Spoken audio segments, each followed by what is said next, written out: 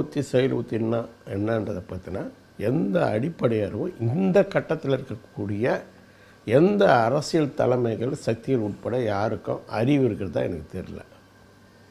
கடந்த காலத்தில் நாங்கள் வந்து வாசிச்சிருக்கிறோம், பேசியிருக்கிறோம். அப்போ பல அமைப்பு தலைமைகள் எல்லாருக்குமே வந்து அதை பற்றின முளை ஊற்றினா என்ன செயல் ஊற்றினா என்ன விவாதங்கள் வந்து நடந்தது கிடையாது. அவங்கவுங்க நிலைப்பாடுகள்லேருந்து அது சரியாக தவறான்ற விவாதங்கள் வந்து நடத்தியிருக்கோம் நாங்கள் 80களில் 90கள் வரைக்கும் கூட. ஆனால் இப்போ இருக்கிறவங்களுக்கு, இப்போ இருக்கிற தலைமைகளுக்கும் இல்லை தலைமைகள் சொல்லி கொண்டு இருக்கிறவங்களுக்கும் அதை பற்றின எந்த அடிப்படை அறிவும் வந்து கிடையாது. ஏற்கனவே சிபிஎம்முக்கு அது கிடையாது. சிபிஎம்முக்கு சுத்தமாக கிடையாது. இப்போ நம்ம அந்த விஷயத்துக்கு வருவோம், அதிலேருந்தே தொடங்குவோம். இப்போ பொதுவாக என்ன நினைக்கிறாங்கன்னா, மூளை ஊற்றினா செயல் ஊற்றியாக மாறும், செயல் ஊற்றினா மூளை ஊற்றியாக மாறும், இப்படி மாறிக்கும் அப்படின்னு எல்லாமே அப்படி நினைக்கிறாங்க. இந்த முதல்ல இது மாதிரி விளக்கமே ஃபஸ்ட்டு தப்பு. ஒன்று, அளவுத்தன்மையான வேறு குணாம்சம் கொண்ட ஒரு சின்ன விஷயம். இன்னொன்று, பண்பிலே வேறுபட்ட நீண்டகால தன்மை கொண்ட ஒரு விஷயம். அதான் மூளை ஊற்றி, திட்டம், புரட்சியினுடைய கட்டம், இவையெல்லாம் என்றைக்குமே மாறாது. அந்த கட்டம் முடிகிற வரைக்கும், புரட்சியினுடைய கட்டம் முடிகிற வரைக்கும், அந்த திட்டம் முடிகிற வரைக்கும் இந்த மூன்றுமே மாறாது. ஆனால் முட்டாள்தனமாக இவங்க இதை மாறும் அது மாறும் அப்படின்னு அவங்க நினைக்கிறாங்க. அது மட்டுமல்ல, செயலுத்தினாலும் என்னன்னு தெரியாது. செயலுத்தி என்பது முழுக்க முழுக்க வடிவம் சார்ந்தது. அது அவ்வளோதான். அமைப்பு வடிவம், போராட்ட வடிவம். என்ன போராட்ட வடிவம், என்ன அமைப்பு வடிவம், என்ன நடத்தை உத்திகளை நீங்கள் கையாளுறீங்க, இதுதான் செயலுத்தி. வடிவம் சார்ந்தது அது, அவ்வளோதான். அமைப்பு வடிவம், போராட்ட வடிவம், இவ்வளோதான் அது. ஆனால் இதை கொண்டு போய் எல்லாத்துக்கும் பொறுத்து பார்க்குறாங்க. இதனுடைய விளைவுகள் தான் இன்னொரு குழப்பம். அது மட்டும் இல்லாமல் 2 விஷயங்களுக்கு. ஒன்று, புரட்சியினுடைய மையமான கடமையான அரசியல் அதிகாரத்தை கைப்பற்றுவது. இந்த அரசியல் அதிகாரத்தை கைப்பற்றுவதை நோக்கியே நம்மளுடைய செயல்பாடுகள் இருக்கணுன்ற அடிப்படை அறிவு நம்மளுடைய இந்திய தமிழக எந்த கட்சிகளுக்கும் 100 ஆண்டுகளாக கிடையவே கிடையாது. அதுக்கான திட்டமே கிடையவே கிடையாது. உதாரணத்துக்கு எடுத்துக்கிட்டோம்னா, சிபிஎம் பொறுத்த வரைக்கும் அவங்க தேர்தலில், அதாவது பிரிட்டிஷை எதிர்க்கிற வரைக்கும் அவங்களுடைய போராட்டங்கள் வந்து மக்கள் திரள் போராட்டங்களில் சரியாக இருந்தது. ஆனால் அரசியல் அதிகாரத்தை கைப்பற்றுவதற்கான திட்டமும் அந்த மையத்தை நோக்கிய திட்டம் அவங்களுக்கு கிடையவே கிடையாது. அவங்களுக்கு அதை பற்றின பார்வையே கிடையாது. அதுக்கப்புறம் வந்து அவங்க முழுக்க போராட்டம் எடுத்து தேர்தலுக்கு போன பிறகு 60களுக்கு பிறகு அவர்கள் முழுக்க தேர்தல் அரசியலில், அதுவும் கட்சி சார்ந்த அரசியலாக ரொம்ப சுருங்கி போயிட்டாங்க. ரொம்ப சுருங்கி கட்சி சார்ந்த அரசியலாக அதில் கூட சரியான உத்திகளை கையாள தெரியாத ஆட்களை அவங்க மாறிட்டாங்க. இன்னொன்று, அவங்க என்னென்னா மக்கள் ஜனநாயக முன்னணி இதெல்லாம் வந்து கட்டணும்னு சிபிஎம் சொன்னாங்க. ஆனால் இது வரைக்கும் செஞ்சது கிடையாது. அப்போ என்ன வந்து இதில் வந்து புரிஞ்சிக்க வேண்டிய விஷயம் அப்படின்னா, அதே போல் தான் இப்போது ஆயுதம் போராட்டங்கள் பண்ண 70களுக்கு பிறகு ஆயுத போராட்டம் பண்ணி இன்றைக்கி வந்து பண்ணவங்க கூட ஒரு குறிப்பிட்ட காலகட்டம் வரைக்கும் மக்கள் திரள் போராட்டங்கள் எடுத்திருக்கிறாங்க. ஆனால் அந்த மக்கள் திரள் போராட்டங்களும் அரசியல் மையத்தை நோக்கி, அரசியல் அதிகாரத்தை நோக்கி இணைக்கப்படலை. ஆயுத போராட்டமும் மக்களையோடையும் இணைக்கப்படலை.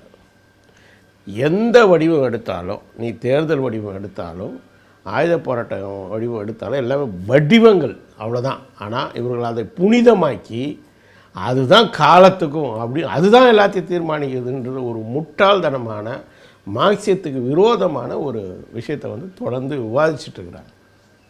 இங்கே கவனிக்க வேண்டிய விஷயம் என்னன்னு சொன்னால், ஒரு புரட்சியினுடைய கட்டத்தில் மூளை ஊற்றி நம்ம தீர்மானிக்கிறது என்னன்னு சொன்னால், அதாவது வர்க்கங்களின் அணிவரிசை. நாம் திட்டத்தின் அடிப்படையில் நாம் ஆய்வு பண்ணிடுவோம் புறநிலையை. திட்டம் என்பது புறநிலையை ஆய்வு பண்ணுவது. மூலத்து என்பது அந்த திட்டத்துக்கு அகநிலை சக்திகளை தயார் பண்ணுவது. அகநிலை சக்திகளை தயார் பண்ணுவதற்கான ஒரு திட்டம் தான் மூளை ஊற்றி. அது ஒரு பார்வை, டார்கெட்டு, இலக்கு, இப்படி பல சொற்கள் உண்டு. அப்போது இதில் வர்க்க சக்திகளுடைய அணிவரிசை அதுதான் முக்கியம். மூலவுத்தினா அது அவ்வளோதான். அப்போது இந்த மூலவுத்தியில் நாம் வந்து ஒரு உதாரணத்துக்கு எடுத்துருப்போம். தமிழ்நாட்டை நாங்கள் வந்து மக்கள் ஜனநாயக புரட்சின்னு சொல்கிறோம். அப்போ இதில் வர்க்க அணி சேர்க்கை நாங்கள் அணிவரிசையை நாங்கள் எப்படி வைக்கிறோம்? இந்திய பெரும் முதலாளி வர்க்கம், சாதிய நிலக்கலாரிய வர்க்கம், பன்னாட்டு ஏகாதிபத்தியங்கள், அப்புறம் அதிகார வர்க்கம் முதலாளித்துவம் அப்படின்னு 4 எதிரிகளாக நாங்கள் இவங்கள ஒரு அணிவரிசையில் வைக்கிறோம்.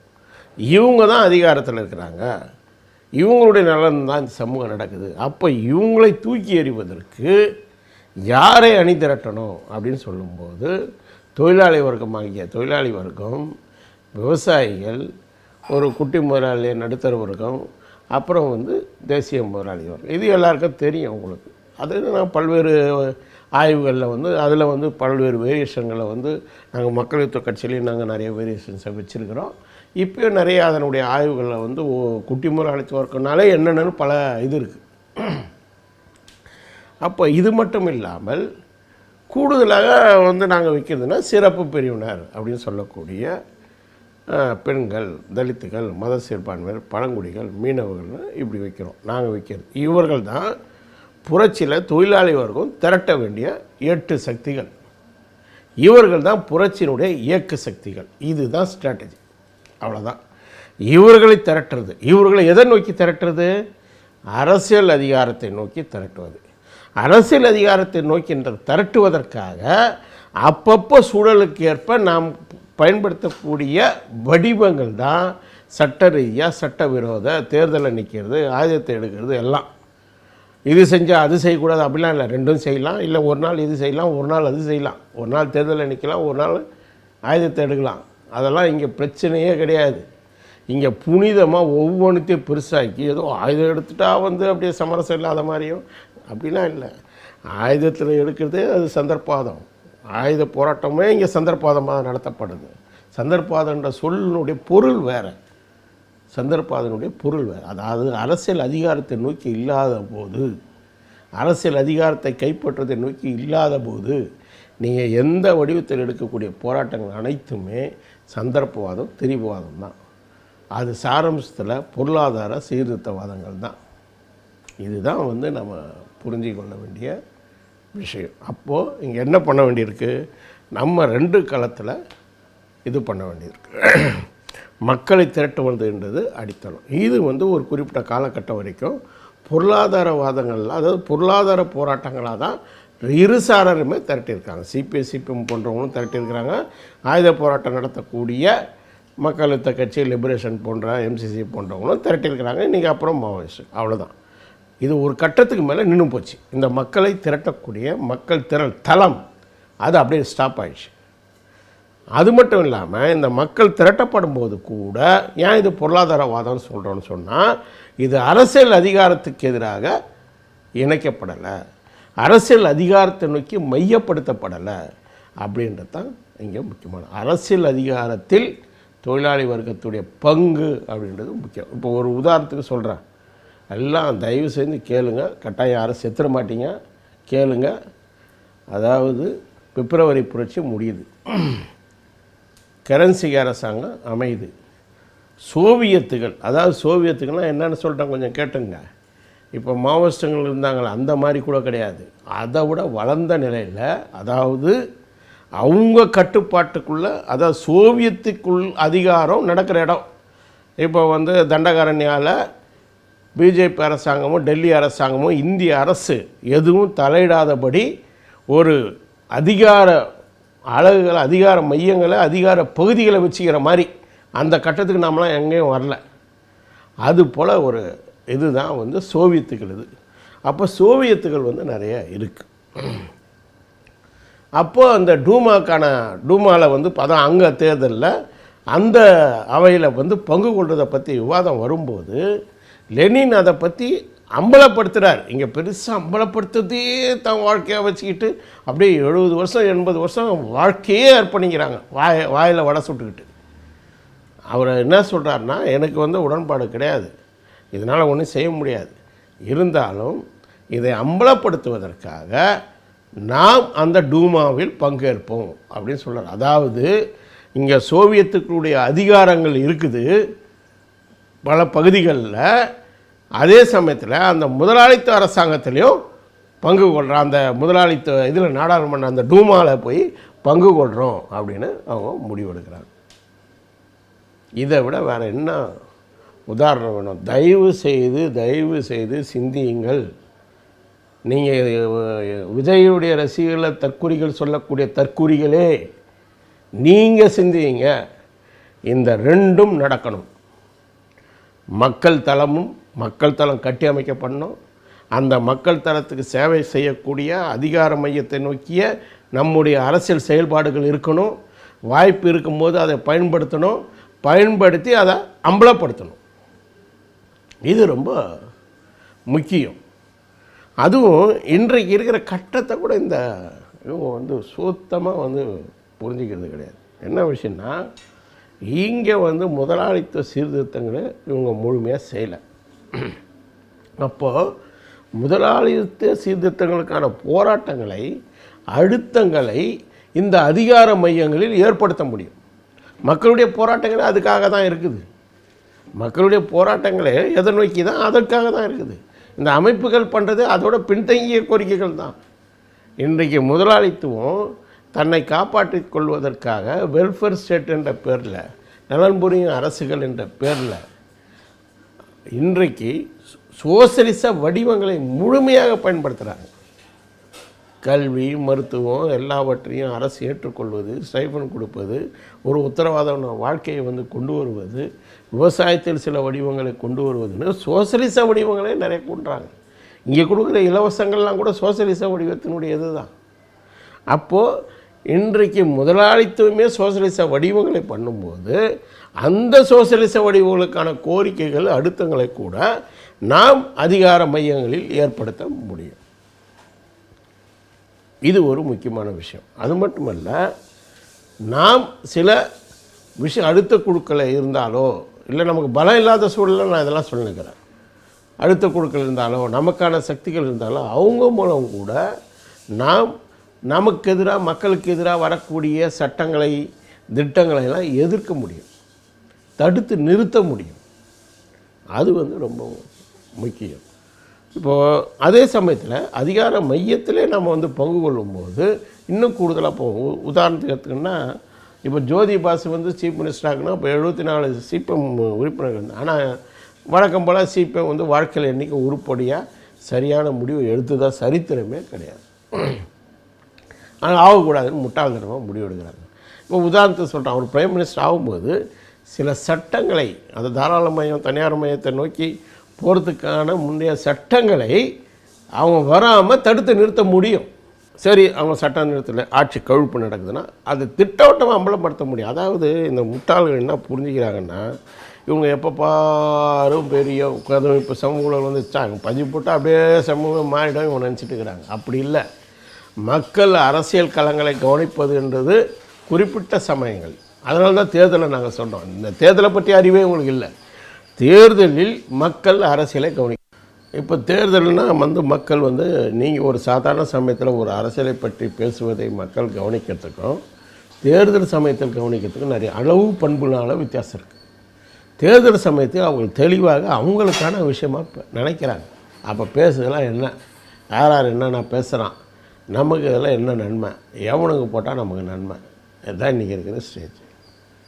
அப்போ தெளிவாக கவனிக்கிறாங்க. அந்த சமயத்துக்கு அம்பலப்படுத்த முடியுமானா நல்லா அம்பலப்படுத்த முடியும்.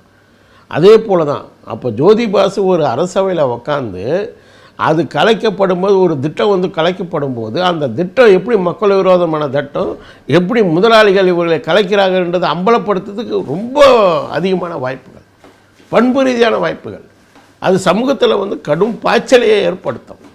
அப்போது இந்த வாய்ப்புகள் எல்லாம் இல்லாமல் ஒரு செக்குமாட்டுத்தனமான ஒரு செயல்பாடுகளை, அது எதுவாக இருக்கட்டும், அது தேர்தல் முறையாக இருக்கட்டும், ஆயுத போராட்டமாக இருக்கட்டும், இவங்க செய்யக்கூடிய இது வரைக்கும் செஞ்ச எல்லாமே செக்குமாட்டு செயல்முறைகள்.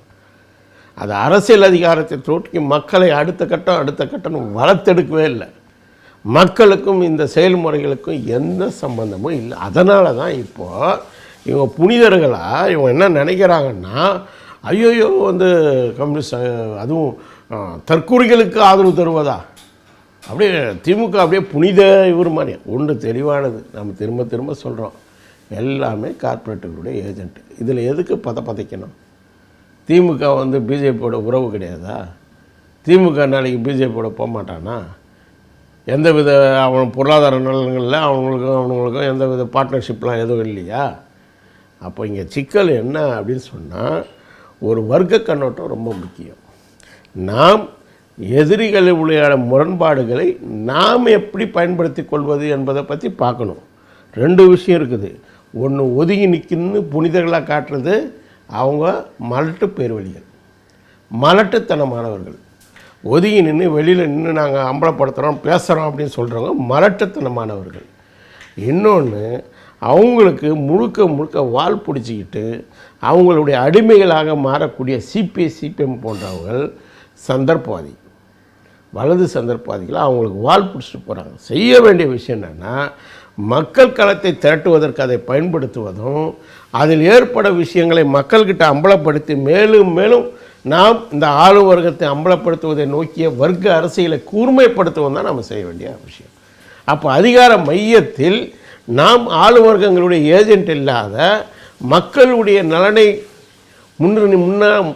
முன்னிறுத்துகின்ற திட்டங்களை நாம் முன்கொண்டு செல்ல வேண்டும்ன்றதை மக்கள்கிட்ட பேச முடியும், தெளிவாக பேச முடியும். அப்போ அதுதான் அங்கே விஷயம். அப்போ இது ரெண்டுத்தையும் எதிராக நிறுத்துகிறாங்க. அப்படி சரி, மக்கள் காலங்களை இவங்களை கட்டி முடிச்சிட்டாங்களா? ஒன்றும் கழட்டலை. இடதுசாரிகளாம் ஒன்றா சேர்ந்து நிற்கணும்னு சிலர் அப்படியே பெரிய அறிவுரை. 20 வருஷமாக நாங்கள் முயற்சி பண்ணுங்கிறோம். நீங்களாம் என்ன பண்ணீங்க? இப்படி எழுதுகிறவங்களாம் எங்கே இருக்கிறீங்கன்னே தெரியாது. நீங்களாம் 20 வருஷமாக நாங்கள் காணொலி போடுறோம், கட்டுரை எழுதுகிறோம், பல அமைப்புகளை கட்டி முயற்சி செஞ்சிட்ருக்குறோம். நீங்களாம் எங்கே போனீங்க? இடதுசாரிகளை ஒருங்கிணைக்கணும்னு சொல்கிற ஆட்கள் ஒருத்தரை கூட நான் அதெல்லாம் இந்த இது போல் ஒருங்கிணைப்புக்கு வந்து முயற்சி செய்யும்போது பார்த்ததே கிடையாது. இவங்களாம் வந்ததே கிடையாது. அப்போ இங்கே சிக்கல் வந்து எல்லாம் அந்த கணத்துக்கு அவங்கவுங்க ஒரு பதப்பதப்பு, நாங்களை புனிதர்களை காட்டிக்கொள்கிற இது விஷயந்தான். நம் பலத்துக்கு ஏற்ப அடுத்த குழுக்களாவோ இல்லை சில விஷயங்களில் வந்து கூட்டணியில் வந்து குறைந்தபட்ச திட்டத்தினுடைய அடிப்படையில் செயல்படக்கூடிய சில சக்திகளை நாம் வந்து முன்னிறுத்த முடியும்னா அதை முன்னிறுத்துகிற வேலைகளை பார்க்கணும். ஒரு நபர் இருந்தால் கூட அவங்கள பயன்படுத்தணும். இதுதான் உலக வரலாறு. உலக வரலாறு முழுக்க முழுக்க புரட்சிகர வரலாறை படிங்க. ஓசிமின் எப்படி பயன்படுத்தினார், செகுவேரா இவங்கெல்லாம் எப்படி பயன்படுத்தினாங்க, இதெல்லாம் கொஞ்சம் தயவு செய்து படிங்க. படித்து உள்வாங்குங்க. எதுலேயும் ஃபிக்ஸ் ஆகாதீங்க, முட்டாள்தனமாக ஃபிக்ஸ் ஆகாதீங்க. மார்க்சிசம் என்பது ஃபிக்சிசத்துக்கு எதிரானது. நீங்கள்லாம் அப்படியே கரடு தட்டி, அதனால தான் இந்த வார்த்தைகளெல்லாம் நான் பயன்படுத்துகிறேன். ஏன்னா அப்படியே இறுக்கமாக இருக்கீங்க, அப்படியே இறுகி போயிருக்கு சிந்தனை தடங்கள், இறுகி போயிருக்கு. நில உடைமை சிந்தனையினுடைய பல்வேறு கோணங்களை நீங்கள் வெளிப்படுத்துகிறீங்க. நீங்கள் எல்லாமே வேறு வேறு கோணங்கள், அவ்வளோதான். மார்க்சிய வார்த்தைகள் மட்டுமே இருக்குது, எதனா ஒன்று பிடிச்சிட்டு தொங்கக்கூடிய ஒரு ஒன் சைடட் இது வந்து இருந்துகிட்ருக்குது. அதனால் நம்மளுடைய வேலை என்னன்னா, இடதுசாரிகளை வந்து பலப்படுத்துறதுக்கு நிரந்தரமான கட்டணும், டெம்பரரிலாம் கட்டக்கூடாது, நிரந்தரமாக கட்டணும். மக்களை திரட்டுக்கு ஜனநாயக சக்திகளோடு ஒரு முன்னணியை கட்டி அது மக்கள் போராட்டங்களை எடுத்து பலப்படுத்தணும். நாம் சொல்லக்கூடிய புரட்சிகர சக்திகளை வர்க்கங்களை அந்த பலத்தை நடத்திக்கிட்டே இருக்கணும். அதே சமயத்தில் அதிகார மையத்தோடு நாம் வினையாற்றணும், நம்ம சக்திக்கேற்ப வினையாற்றணும். இது ரெண்டும் இணைக்கப்படணும். நம்ம மக்கள் அணிதிரட்டல் என்றது அரசியல் அதிகாரத்தை கைப்பற்றுவதை நோக்கி போகணும். முட்டாள்தனமாக கீழிருந்து அதிகாரம்னு முட்டாள்தனமாலாம் பேசக்கூடாது. சீனாவை காப்பி அடிச்சுக்கிட்டு, சீனா ஒரு நில உடைமை சமூகம், மையப்படுத்தப்பட்ட அரசு கிடையாது. இந்தியா வந்து மையப்படுத்தப்பட்ட அரசு வந்து இருக்குது. இங்கே லேண்ட்லார்டை கொண்டா வந்து நம்ம அதிகாரம்லாம் வராது, போலீஸும் இராணுவமும் வரும். அதான் வரலாறு. இங்கே நாம் சண்டை போடணும்னா, நாம் அதிகாரத்தை கைப்பற்றணும்னா டெல்லியை வைத்துட்டு அதிகாரத்தை கைப்பற்றணும்னு நம்ம இது வந்து மண்டையில் இருந்து நேரணும். அப்போ அதுக்கேற்ற உத்திகளை நாம் வந்து கையாளணும். நான் ஊரில் இருக்கிற லேண்ட்லார்டை வந்து கொண்டுட்டு அதிகாரத்தை கைப்பற்றதுக்கான திட்டம்லாம் வச்சுன்னு இருந்தால் நடக்காது. அது கடந்த காலத்து போல தான் நடக்கும். அப்போது தெளிவாக அரசியல் களத்தில் நாம் செயல்படணும். எல்லா வடிவங்களும் நம்ம பயன்படுத்தணும். இதெல்லாம் வடிவங்கள் தான், புனிதங்கள் கிடையாது. எந்த வடிவத்தை வேணால் பயன்படுத்துவோம். இந்த வடிவத்தை பயன்படுத்தக்கூடாதுன்னு சொல்கிறவன் மார்க்சிஸ்டே கிடையாது. இந்த வடிவத்தை பயன்படுத்தக்கூடாது, இந்த வடிவத்தை பயன்படுத்தணும்னு சொல்கிறவன் மார்க்சிஸ்டே கிடையாது. முதல்ல மார்க்சியத்தில் இயங்கலில் வடிவம்னா என்ன சொல்லியிருக்காரு, மார்க்ஸ் எங்கல்ஸ் சொல்லியிருக்காருன்னு படிங்க. ஸ்டாலின் என்ன சொல்லியிருக்காருன்னு படிங்க. படிச்சுட்டு பேசுங்க. வடிவங்களை எதை வேணால் பயன்படுத்தலாம்.